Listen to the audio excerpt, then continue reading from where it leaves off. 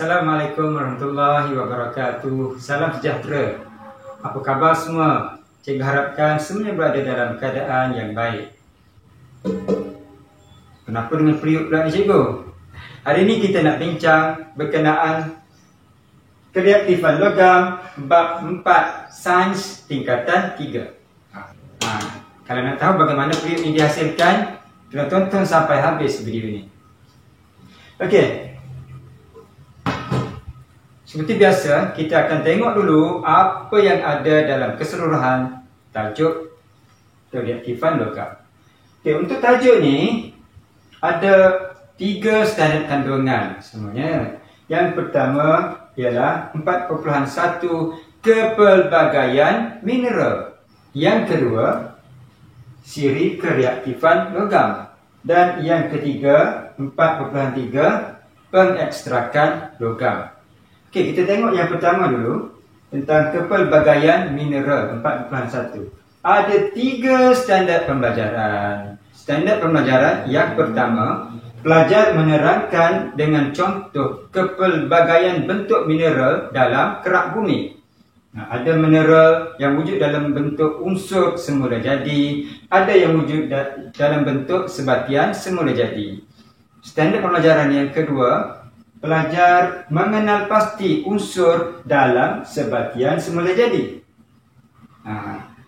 Okey, standard pembelajaran yang ketiga, pelajar menjelaskan dengan contoh ciri mineral semula jadi dengan kegunaan dalam kehidupan harian. Untuk standard kandungan 4.2, siri kereaktifan logam. Ada 2 standard pembelajaran di sini. Standard pembelajaran yang pertama, pelajar membina siri kereaktifan logam berdasarkan tindak balas logam dengan oksigen serta menulis persamaan perkataan bagi tindak balas tersebut. Manakala standard pembelajaran yang kedua, pelajar menentukan kedudukan karbon dan hidrogen dalam siri kereaktifan logam. Untuk standard kandungan 4.3 pula, pengekstrakan logam, ada 1 standard pembelajaran di sini, iaitu pelajar berkomunikasi dengan melukis pengekstrakan logam daripada bijinya.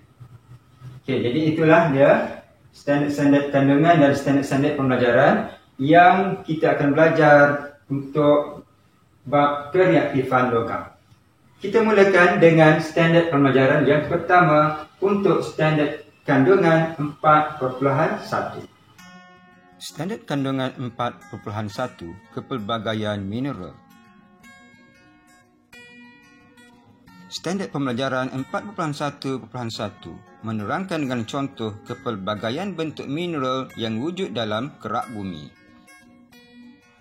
Gambar ini menunjukkan pelbagai jenis batuan yang wujud dalam kerak bumi. Batuan ini mengandungi mineral yang berlainan.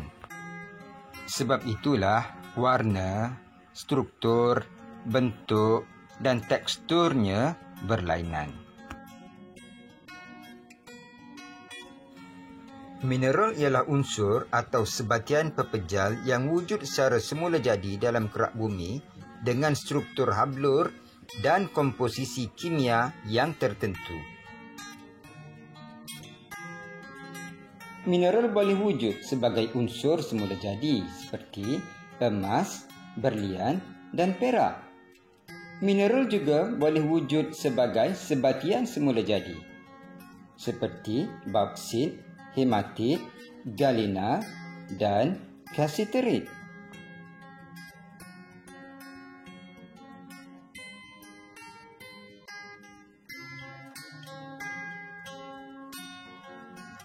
Standard pembelajaran 4.1.2 mengenal pasti unsur dalam sebatian semula jadi. Hematit atau nama saintifiknya ferrum 2 oksida ialah gabungan unsur ferrum dan oksigen. Kasiterit atau nama saintifiknya stannum 4 oksida ialah gabungan unsur stannum dan oksigen. Sekarang cuba perhatikan mineral-mineral yang lain pula. Apakah nama saintifiknya dan apakah unsur-unsur yang membentuknya? kuarza, bauksit, galena, pirit, kalsit. Mari kita bincang secara terperinci tentang kalsium karbonat. Kalsium karbonat terbentuk daripada gabungan unsur-unsur kalsium, karbon dan oksigen. Kalsium karbonat wujud secara semula jadi dalam batu kapur, marmar, kapur, cengkerang haiwan laut, terumbu karang, kulit telur dan sebagainya.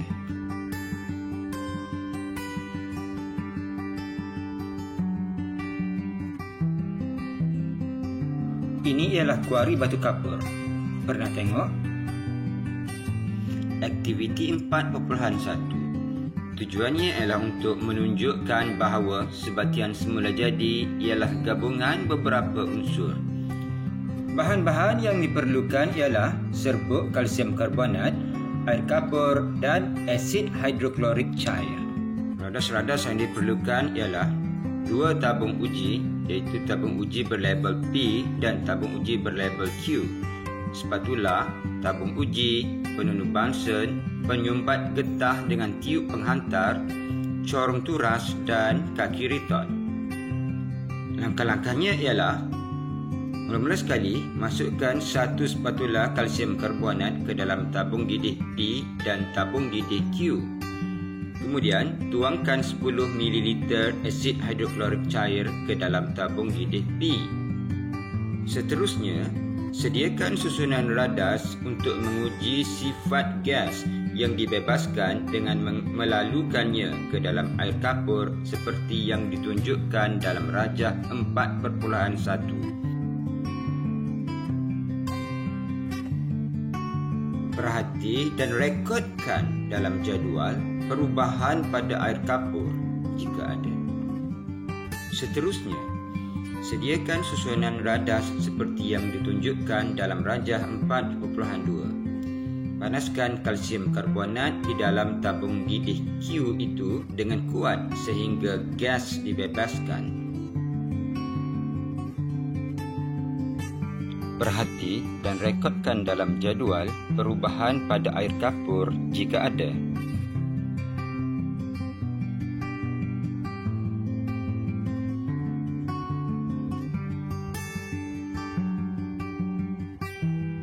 Air kapur yang pada asalnya jernih akan bertukar menjadi keruh apabila gas karbon dioksida dilalukan ke dalamnya. Ini ialah keputusan aktiviti tersebut.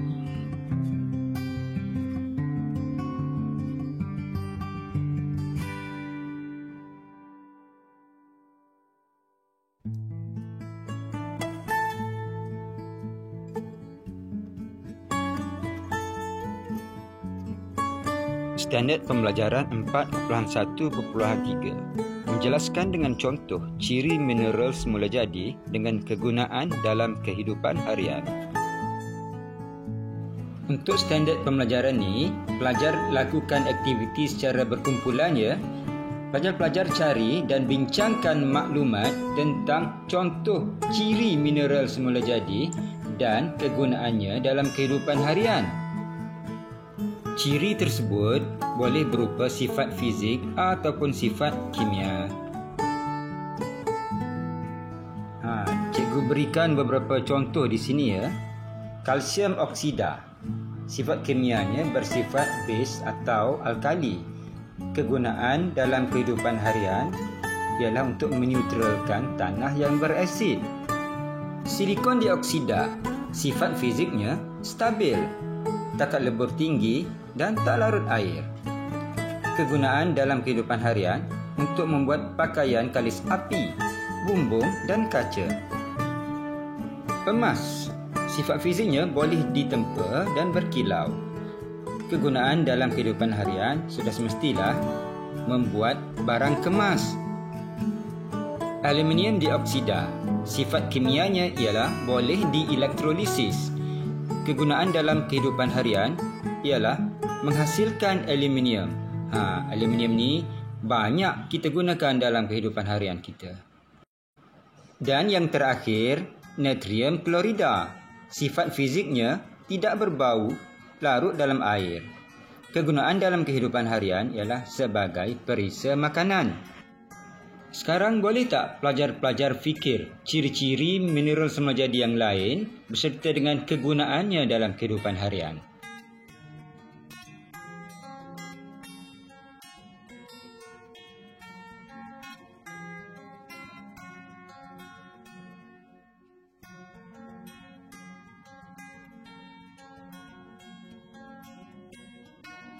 Standard kandungan 4.2. Siri kereaktifan logam. Standard pembelajaran 4.2.1.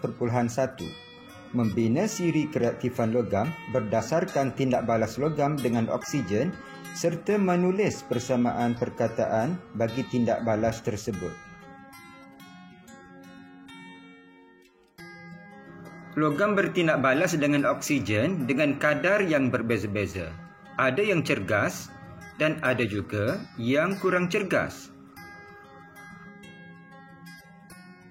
Contoh tindak balas cergas ialah antara logam yang lebih reaktif seperti magnesium dengan udara.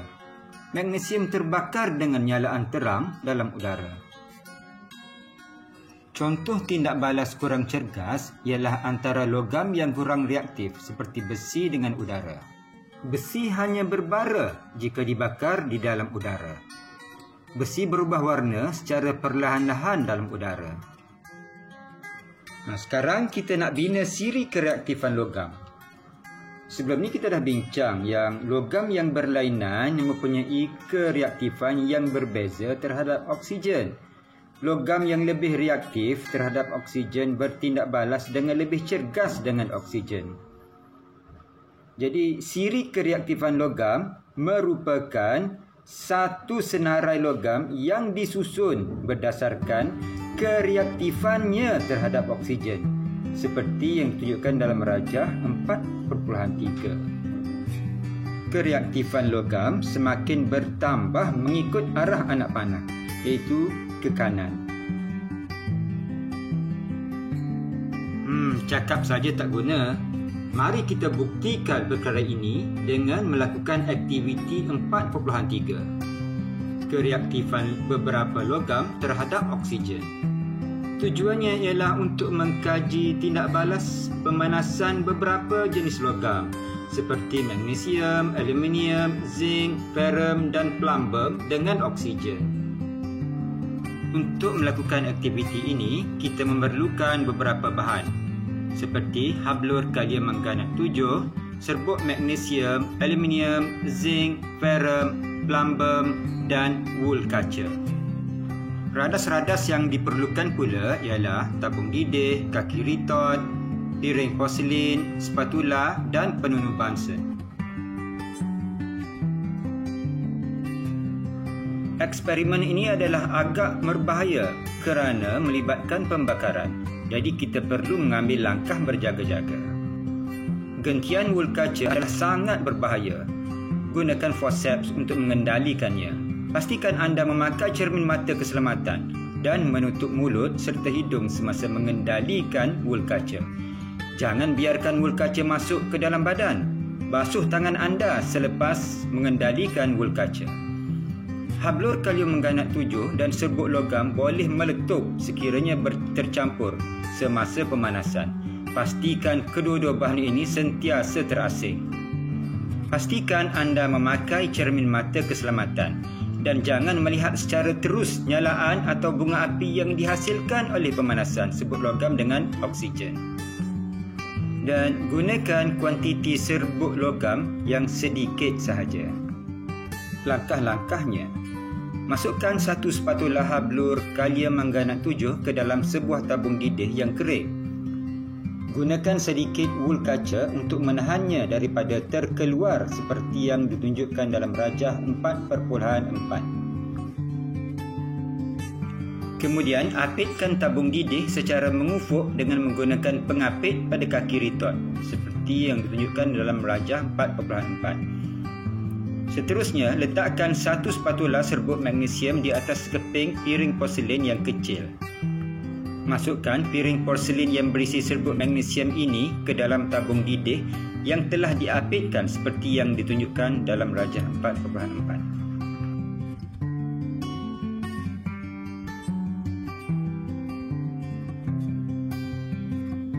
Seterusnya, panaskan serbuk magnesium dengan kuat. Kemudian, panaskan hablur kalium manganat 7. Langkah yang kelima, perhatikan kecergasan tindak balas yang berlaku. Catatkan pemerhatian anda dalam jadual. Rakamkan gambar video atau ambil gambar foto tindak balas yang berlaku. Ulang langkah 1 hingga 6 dengan menggunakan serbuk logam yang disenaraikan dalam jadual yang berikut. Ini ialah jadual kecergasan tindak balas logam dengan oksigen. Perhatikan dan tandakan dalam petak yang berkenaan sama ada logam tersebut bernyala dengan amat cepat dan terang, ataupun bernyala dengan cepat dan terang, ataupun bernyala dengan perlahan, ataupun membara dengan terang, ataupun membara dengan malap. Lengkapkan persamaan perkataan bagi tindak balas setiap logam dengan oksigen. Magnesium dan oksigen, aluminium dan oksigen, zinc dan oksigen, ferrum dan oksigen, dan plumbum dan oksigen. Nyatakan hubung kait antara kecergasan tindak balas dengan kereaktifan logam terhadap oksigen.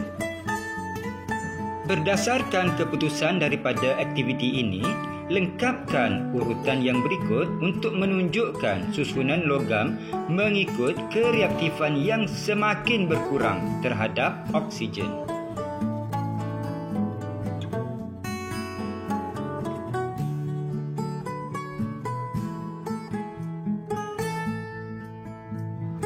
Standard pembelajaran 4.2.2 menentukan kedudukan karbon dan hidrogen dalam siri kereaktifan logam. Seperti yang telah kita bincangkan sebelum ini, kedudukan sesuatu logam dalam siri kereaktifan logam bergantung pada kecergasan logam tersebut apabila bertindak balas dengan oksigen. Bolehkah kedudukan bukan logam seperti karbon dan hidrogen dalam siri kereaktifan logam ditentukan mengikut kecergasan karbon dan hidrogen dengan oksigen? Mari kita jalankan aktiviti 4.4 untuk menentukan kedudukan karbon dalam siri kereaktifan logam. Tujuan aktiviti ini ialah untuk menentukan kedudukan karbon dalam siri kereaktifan logam melalui pemanasan bahan yang berikut. Zinc oksida dengan karbon, aluminium oksida dengan karbon, plumbum 2 oksida dengan karbon. Bahan-bahan yang diperlukan ialah serbuk karbon, zinc oksida, aluminium oksida dan plumbum 2 oksida. Manakala radas yang diperlukan pula ialah mangkuk pijar, spatula, penurun Bunsen, segitiga tanah liat dan tungku kaki 3. Oleh sebab aktiviti ini agak berbahaya, maka demonstrasi hanya dilakukan oleh guru. Langkah yang pertama, masukkan satu spatula serbuk karbon dan satu spatula serbuk zinc oksida ke dalam sebuah mangkuk pijar yang kering. Campuran serbuk itu digaul dengan sekata di dalam mangkuk pijar tersebut. Kemudian letakkan mangkuk pijar itu di atas segitiga tanah liat pada tungku kaki 3 seperti yang ditunjukkan dalam rajah 4.5.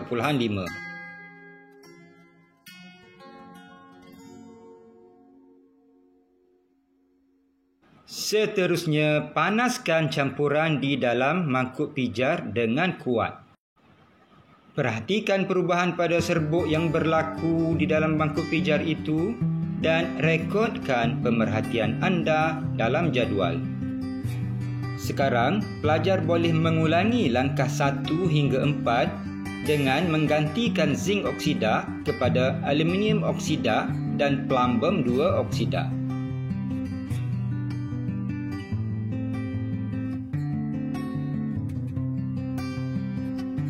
Lengkapkan persamaan perkataan bagi setiap tindak balas oksida logam dengan karbon sekiranya ada.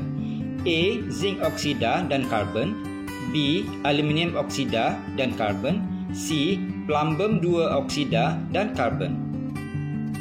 Nyatakan logam yang kurang reaktif daripada karbon. Terangkan jawapan anda.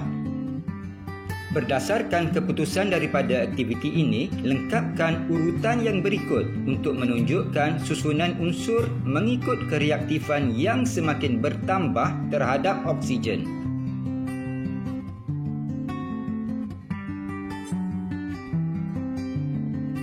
Berikan satu aplikasi kedudukan karbon dalam siri kereaktifan logam bagi kegunaan perindustrian.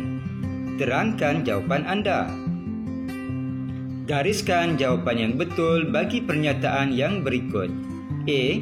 Jika karbon boleh menyingkirkan oksigen daripada oksida logam, ini bermakna karbon adalah lebih atau kurang reaktif daripada logam tersebut. B. Jika karbon tidak boleh menyingkirkan oksigen daripada oksida logam, ini bermakna karbon adalah lebih ataupun kurang reaktif daripada logam tersebut. Kedudukan hidrogen dalam siri kereaktifan logam. Kedudukan hidrogen dalam siri kereaktifan logam boleh ditentukan melalui interpretasi data berdasarkan rajah 4.6 dan jadual 4.2. Rajah 4.6 menunjukkan susunan radas yang digunakan untuk menentukan kedudukan hidrogen dalam siri kereaktifan logam.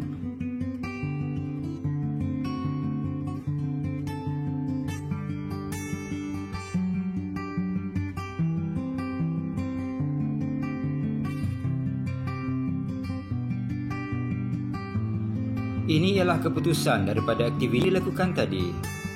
Untuk campuran hidrogen dan aluminium oksida, diperhatikan aluminium oksida tidak berbara. Aluminium oksida berwarna putih. Inferensnya ialah hidrogen tidak menurunkan aluminium oksida. Untuk campuran hidrogen dan zinc oksida, diperhatikan zinc oksida tidak berbara. Zinc oksida berubah menjadi kuning semasa panas dan putih semasa sejuk. Inferensnya ialah hidrogen tidak menurunkan zinc oksida. Seterusnya, untuk campuran hidrogen dan ferrum 3 oksida, diperhatikan ferrum 3 oksida terbakar dengan terang. Serbuk perang kemerahan berubah menjadi kelabu berkilat. Inferensnya ialah logam ferrum dihasilkan. Hidrogen menurunkan ferrum 3 oksida kepada ferrum. Campuran hidrogen dan plumbum 2 oksida, diperhatikan plumbum 2 oksida terbakar dengan terang. Serbuk kuning berubah menjadi kelabu berkilat. Inferensnya ialah logam plumbum dihasilkan. Hidrogen menurunkan plumbum 2 oksida kepada plumbum. Campuran yang terakhir ialah campuran hidrogen dan kuprum 2 oksida. Diperhatikan kuprum 2 oksida terbakar dengan sangat terang. Serbuk hitam berubah menjadi perang. Inferensnya ialah logam kuprum dihasilkan. Hidrogen menurunkan kuprum 2 oksida kepada kuprum. Berdasarkan keputusan yang diberikan dalam jadual 4.2 di atas, gariskan jawapan yang betul tentang kereaktifan hidrogen. Hidrogen ataupun lebih reaktif daripada aluminium. Hidrogen kurang atau lebih reaktif daripada zinc.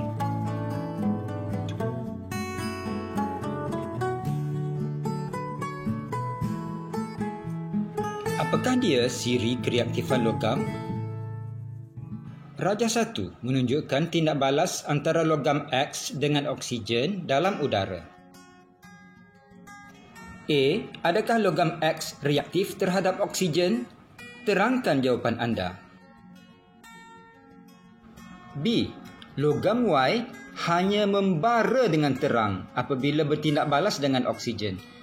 Adakah logam Y lebih atau kurang reaktif daripada logam X?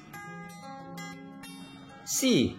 Jika logam X tidak bertindak balas dengan oksigen, susunkan logam X, Y dan Z dalam siri kereaktifan logam berdasarkan tindak balas tersebut. Dapat?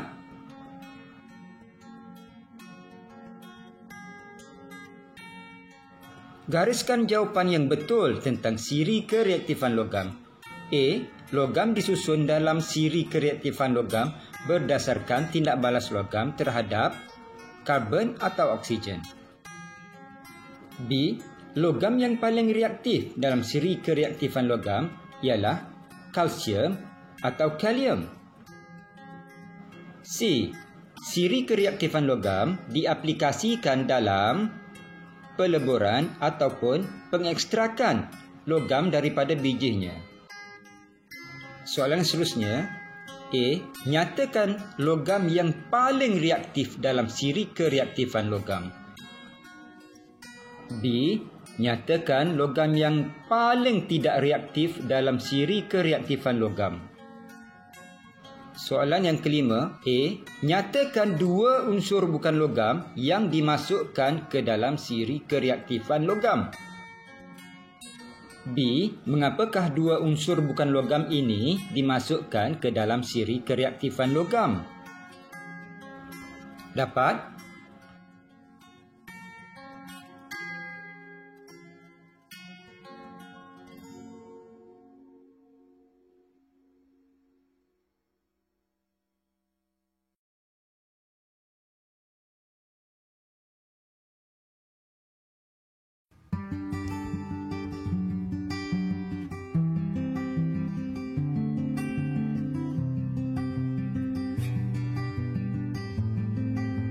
Standard kandungan 4.3 pengekstrakan logam. Standard pembelajaran 4.3.1 berkomunikasi dengan melukis pengekstrakan logam daripada bijinya. Kereaktifan logam terhadap oksigen bertambah mengikut arah anak panah, iaitu dari bawah ke atas. Emas, argentum, merkuri, cuprum, plumbum, timah, ferrum, hidrogen, zinc, carbon, aluminium, magnesium, kalsium, natrium, kalium.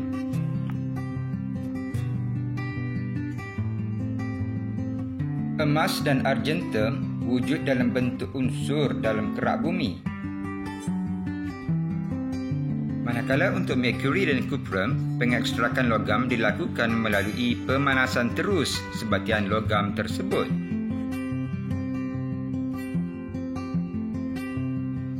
Bagi logam plumbum, timah, ferrum dan zinc, pengekstrakan melalui penurunan oksida logam oleh karbon.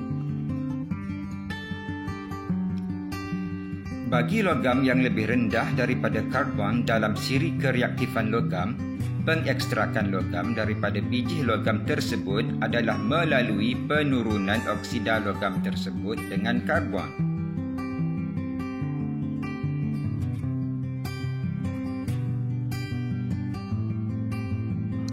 Untuk logam aluminium, magnesium, kalsium, natrium dan kalium, pengekstrakan melalui elektrolisis sebatian logam dalam keadaan lebur.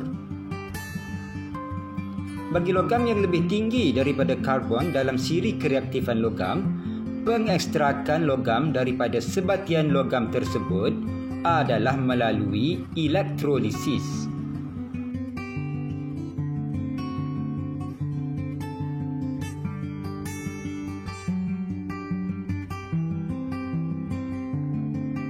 Sekarang mari kita lihat proses pengekstrakan besi ataupun ferrum.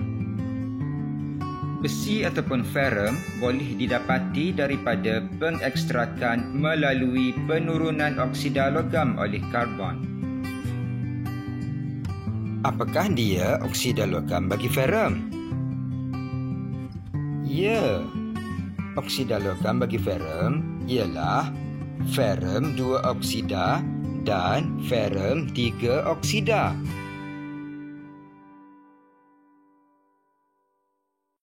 Biji besi yang terdiri daripada ferrum 2 oksida dan ferrum 3 oksida diekstrak menjadi ferrum ataupun besi.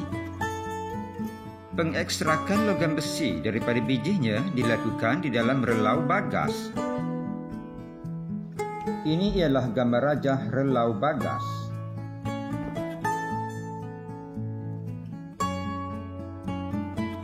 Campuran biji besi atau oksida besi yang dipekatkan, arangkok dan batu kapur dimasukkan ke dalam relau bagas melalui bahagian atas relau bagas.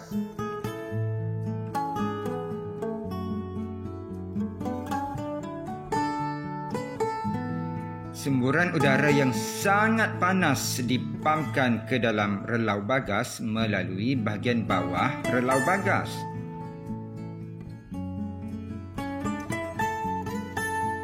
Tindak balas yang berlaku di dalam relau bagas pada suhu yang tinggi. Arangkok atau karbon bertindak balas dengan oksigen dalam udara panas untuk menghasilkan karbon dioksida dan haba. Karbon dioksida yang terhasil bertindak balas dengan arangkok panas yang selebihnya untuk membentuk karbon monoksida yang merupakan ejen penurunan yang kuat. Karbon monoksida dan karbon menurunkan oksida besi kepada besi. Ferrum 3 oksida bertindak balas dengan karbon menghasilkan ferrum dan karbon dioksida.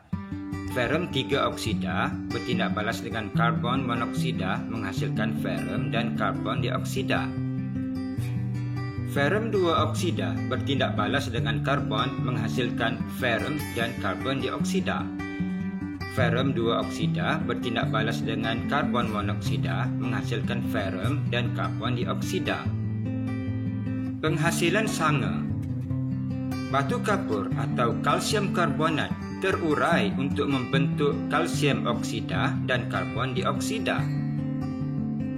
Kalsium oksida pula bertindak balas dengan benda asing seperti pasir atau silikon dioksida dalam biji besi untuk membentuk sanga atau kalsium silikat. Pada suhu yang tinggi di dalam relau bagas, ferrum yang dihasilkan akan melebur. Leburan ferrum ini mengalir ke bahagian bawah relau. Dari semasa ke semasa, leburan ferrum dituang keluar ke dalam acuan dan dibiarkan menyejuk dan membeku. Leburan ferrum yang membeku ini dikenali sebagai besi tuangan. Sanga yang dihasilkan akan melebur. Leburan sanga ini juga mengalir ke bahagian bawah relau. Oleh sebab leburan sanga adalah kurang tumpat daripada leburan ferrum, sanga terapung di atas leburan ferrum. Dari semasa ke semasa, leburan sanga dikeluarkan dan digunakan untuk membuat tapak bangunan dan jalan. Kita lihat di sini, sanga terapung di atas leburan ferrum. Kenapa ya? Kerana sanga adalah kurang tumpat daripada leburan ferrum. Leburan ferrum dikeluarkan ke dalam acuan, dibiarkan menyejuk dan membeku. Leburan ferrum yang membeku dipanggil besi tuangan. Leburan sanga yang dikeluarkan pula digunakan untuk membuat tapak bangunan dan jalan.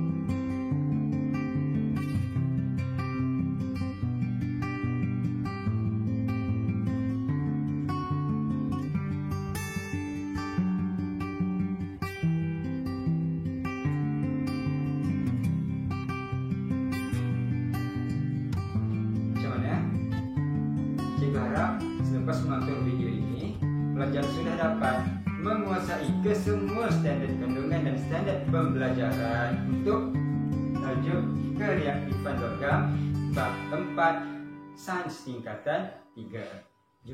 Jumpa lagi dalam video-video cikgu yang lain. Cikgu ucapkan selamat belajar kepada semua pelajar. Jaga diri baik-baik. Sekian, Assalamualaikum warahmatullahi wabarakatuh.